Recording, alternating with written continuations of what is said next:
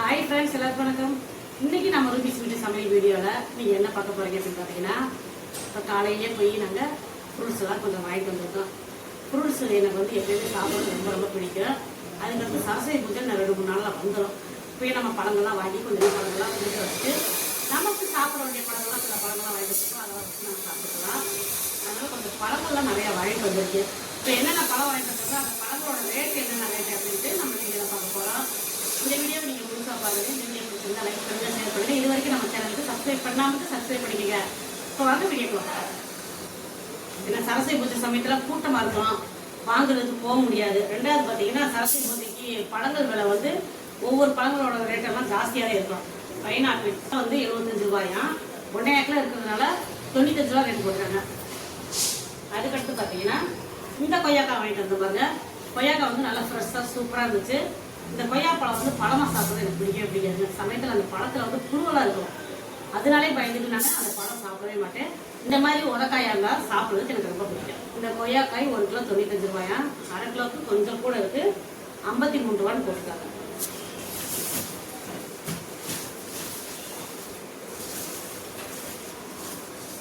சீத்தாப்பழம் பாருங்க, கிலோ 200 ரூபா.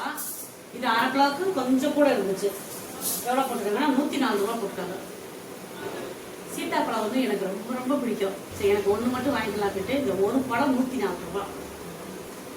ரேட் ஜாஸ்தி தான், ஆனால் உடம்புக்கு ரொம்ப ரொம்ப நல்லதுங்க. இதில் நிறைய சத்துக்கள் இருக்கு, அதனால நான் சீத்தாப்பழம் வாங்கினேன். அதுக்கடுத்து நம்ம சாத்துக்குடி வாங்கியிருக்கோம். இந்த சாத்துக்குடி விலை 1 கிலோ 60 ரூபா. கொஞ்சம் கூட இருந்ததுனால 64 ரூபா போட்டுருக்காங்க. அதுக்கடுத்து பார்த்தீங்கன்னா ஆப்பிள்.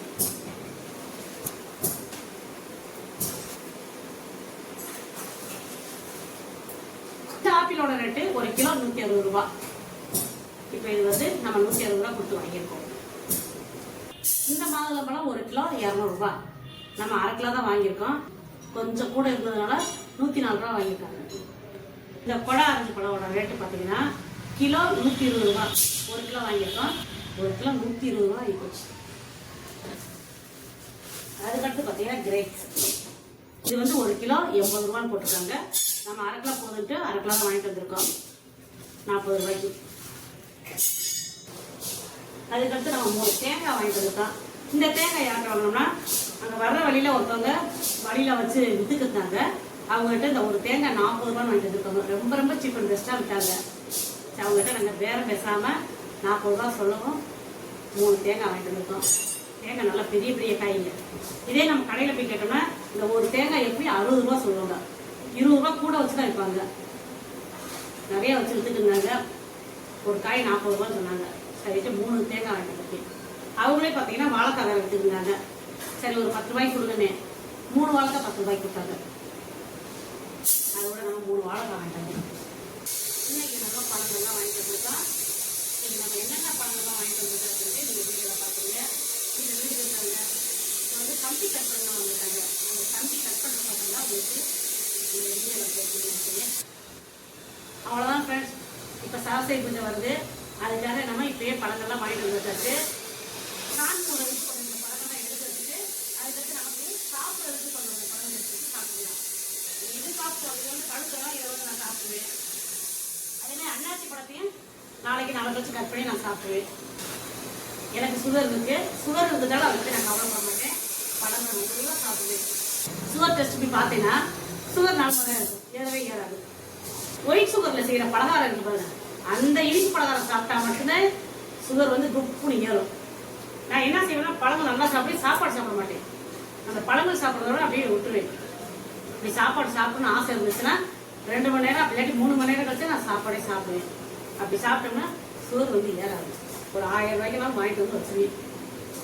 போக வர நான் பாட்டை எடுத்து வச்சு சாப்பிட்டுட்டே இருப்பேன். ஒரு பாக்கெட் மாதமும் பாக்கெட் 1 வாங்கிட்டு வந்தான். இதெல்லாம் சேர்த்து 1000 ரூபாய் வந்துருச்சுங்க. கரெக்டாக 1000 ரூபாய்க்கு ஒரு 10-20 ரூபா கம்மியாக வந்துருக்கு. அதுக்கடுத்து தேங்காய் 130 ரூபா கொடுத்தோம். அந்த 1000 ரூபாய்க்கு மேலே வந்துச்சு. எங்கள் வீட்டுக்காரர் வந்து பழங்கள்லாம் ரொம்ப விரும்பி சாப்பிட மாட்டாரு.